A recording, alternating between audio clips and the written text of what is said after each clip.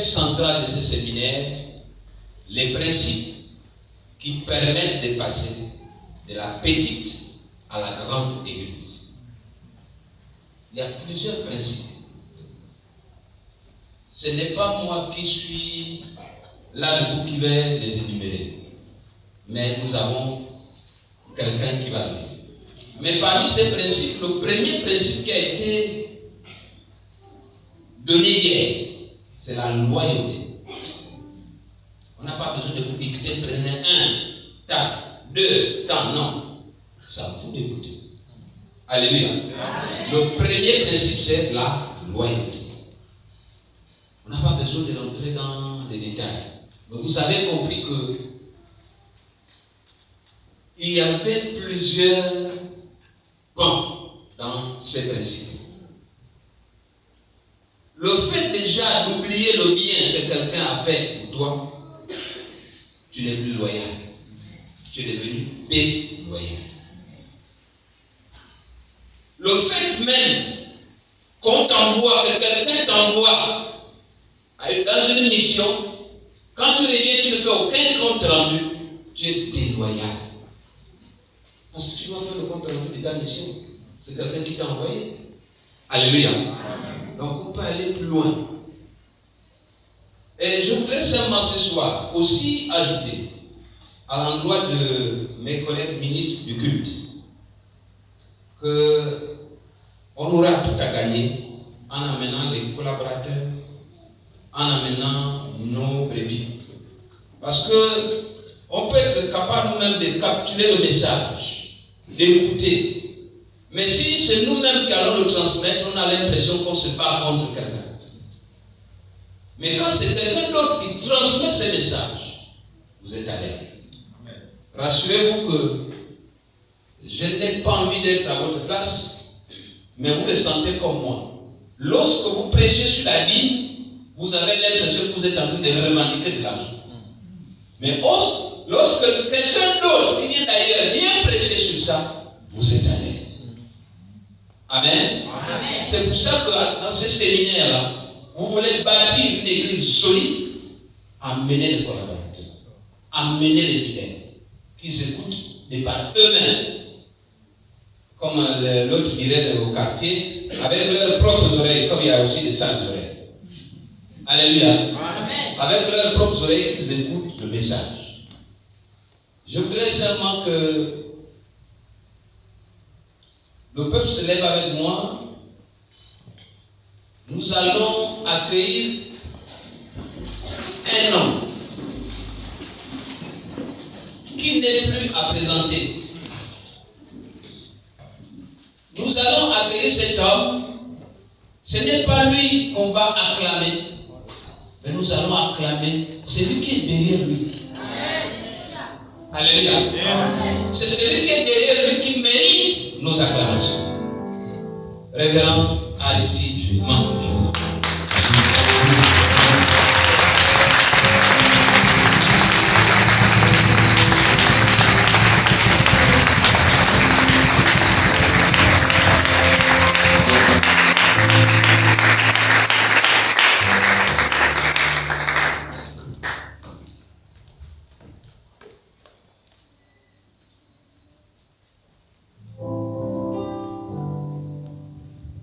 Regarde ton voisin et dis-lui bonsoir.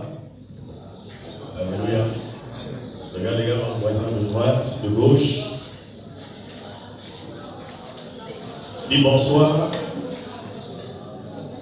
Salue également celui qui est derrière toi. Dis-lui également bonsoir. Et dis-lui tu es béni au nom de Jésus. Alléluia. Et place-toi, salue encore 2-3 personnes, rapidement. 2-3 personnes, dis bonsoir. Gloire à Dieu, gloire à Dieu.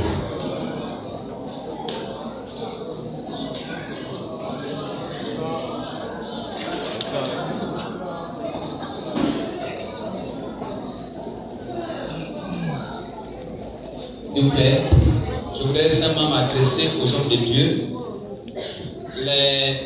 Les titulaires de ministère, vous attendez à la fin, nous avons j'ai une communication du révérend à vous passer. Maintenant, il y a d'autres dont les pères. Éternel, roi des princes de la terre. Éternel, roi des princes de la terre. Ce soir, je te dis merci. Ce soir, je te dis merci pour le don de la vie. Pour le don de la vie. Je te bénis. Parce que tu m'as donné la force. De venir préparer mon avenir. En écoutant ta parole. Je confesse et je déclare. Qu'après ce séminaire. Plusieurs choses vont changer dans ma vie. C'est la raison pour laquelle. Atteins-moi en plein cœur. Touche-moi par ta parole. Ne me laisse pas dans l'état où tu me trouves. Viens reprogrammer mon disque mental. Dispose mon cœur maintenant. Afin que j'attrape toutes les paroles. Qui vont être relâchées ce soir. C'est pour le ministère que tu parles. C'est pour ma vie que tu parles. C'est pour ma destinée que tu parles. Alors parle, Éternel. Ton serviteur écoute. Seigneur, je réduis le silence. Toute voix contraire à la tienne. Et je ramène captive à l'obéissance de Christ. Toute pensée dans cet endroit. Satan, tu es vaincu. Je fais cesser les ennemis. les troubles dans les églises. Je fais cesser les tempêtes dans les églises. Au nom puissant de Jésus. Merci Seigneur. Merci Seigneur. Pour ta présence. Au nom de Jésus. Nous disons très fort Amen et nous acclamons le roi des rois et le Seigneur des seigneurs. Alléluia. La Bible dit l'Éternel me conduit dans les eaux comment paisibles. Dites les eaux paisibles. Les eaux paisibles. On ne dit pas dans les eaux troubles. Il parle des eaux comment paisibles. Alléluia. On fait l'œuvre du ministère dans les eaux paisibles. Dans une église paisible. Pas une église déloyale. Pas une église où on insulte, là où on critique, là où on s'oppose, non. Les eaux comment paisibles. Je vois les églises qui rentrent dans la paix maintenant au nom de Jésus. Je vois les pasteurs qui sont venus de la tension artérielle parce que la paix revient dans leur église. Est-ce que tu peux dire très fort Amen. Il y a, asseyez-vous 2 minutes, il y a plusieurs principes qui aident une église à croître, à grandir. Dites Amen. Amen. Mais le temps d'un séminaire ne nous permettra pas d'épuiser tous les principes. Est-ce que quelqu'un peut dire Amen? Mais je voudrais vous demander, est-ce que quelqu'un a entendu parler de Sisyphe? C'est quelqu'un dans l'Antiquité qui poussait une pierre. Lorsqu'il a fait au sommet, elle revenait. Alléluia. C'est le symbole du recommencement perpétuel. Alléluia. Il pousse, quand il arrive vers le sommet, le rocher recule encore. Je déclare que ce cycle de recommencement éternel dans ton ministère s'arrête après ce séminaire au nom puissant de Jésus. Amen. Alléluia. Amen. Alléluia. Amen. Ce soir, nous allons voir quelque chose qui va dans le même sens pour asseoir les principes. En fait, je devais parler d'un autre aspect très important, mais le Seigneur m'a demandé d'insister encore. Amen. Nous verrons comment le temps nous permettra demain, mais il y avait autre chose que je voulais partager aujourd'hui. Mais je vais partager quelque chose qui va dans la continuité de ce que nous avons vu hier, mais reformulé différemment. Malachie chapitre 1, le verset 6. Nous allons lire ce premier texte, Malachie chapitre 1, le verset 6. Je vais demander à l'apôtre. Nous allons lire la parole de Dieu dans Malachie chapitre 1, le verset 6. Un fils honore son père. Un fils honore son père. Un serviteur son maître. Un serviteur son maître. Si je suis père, si je suis père, où est l'honneur qui m'est dû? Où est l'honneur qui m'est dû? Si je suis maître, si je suis maître, est la crainte qu'on a de moi. Où est la crainte qu'on a de moi? Est-ce qu'on peut dit l'Éternel des armées. Et l'Éternel des armées. Est-ce qu'on peut le prendre, s'il vous plaît? Un fils honore son père. Un fils juge son père. Un fils honore son père. Un fils corrige son père. Un fils honore son père. Un fils corrige son père. Un fils honore son père. Est-ce que c'est... Qu'est-ce qui est écrit? C'est honoré chez vous. Un fils honore son père. Et un serviteur son maître. Et un serviteur son maître. Si je suis père. Si je suis père. Où est l'honneur qui m'est dû? Où est l'honneur qui m'est dû? je suis maître, Si je suis maître, et la crainte qu'on a de moi, où est la crainte qu'on a de moi? dit l'Éternel des armées, Dit l'Éternel à vous, sacrificateurs, vous sacrificateurs, qui méprisez mon nom, qui méprisez mon nom. et qui dites, Qui dit, en quoi avons-nous méprisé ton nom? on s'arrête au verset 6. Hein? Amen. Amen. Amen bien. Est-ce qu'on peut s'asseoir?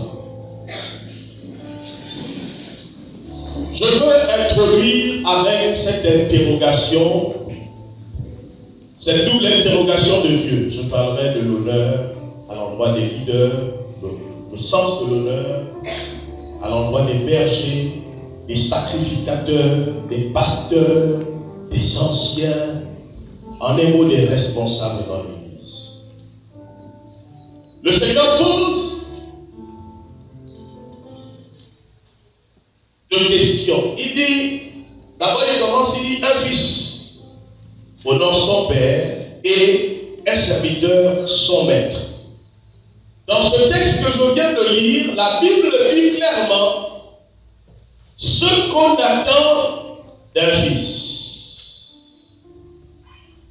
La Bible montre quelle est la responsabilité d'un fils vis-à-vis de son père.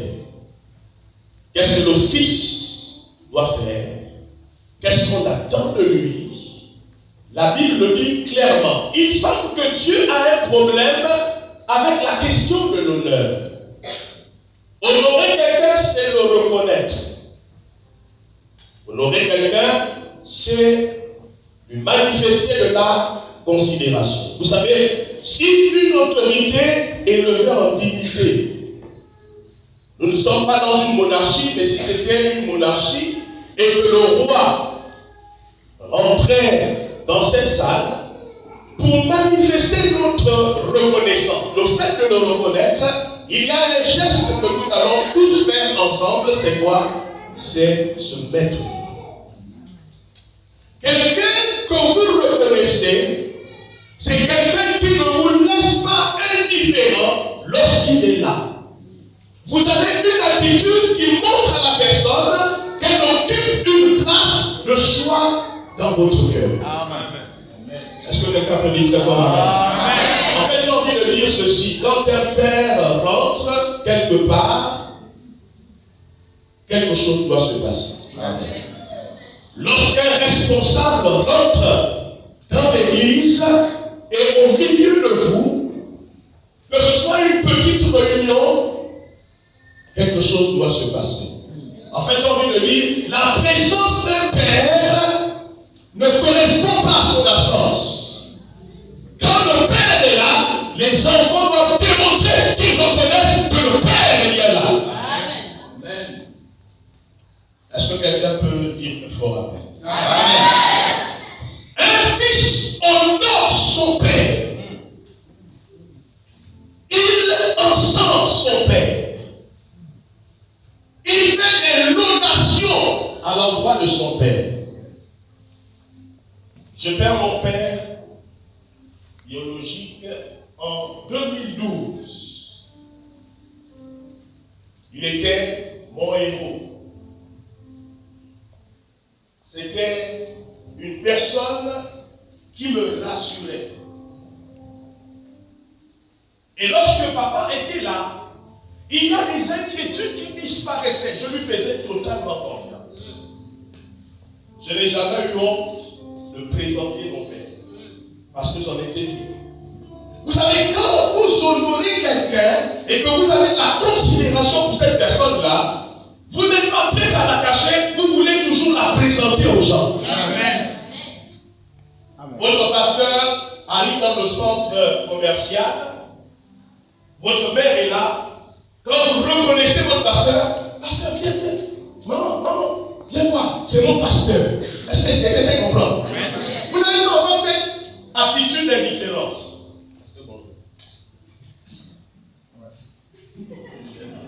Est-ce que quelqu'un me comprend? Non, vous le reconnaissez. Pasteur, viens. Il y a, je crois, à peu près un mois ou deux, j'étais en train de faire des courses dans un séquence d'eau à l'aéroport. Et là, une jeune dame, elle est mariée aujourd'hui, elle est inspecteur de douane. Ouais. Elle a fait des belles études. Elle est mariée aujourd'hui, elle a parlé de moi à son mari, à son époux. Comme elle me voyait toujours à la télévision, quand je passais, elle disait à son époux, regarde le monsieur qui passe là. C'est monsieur Monfort.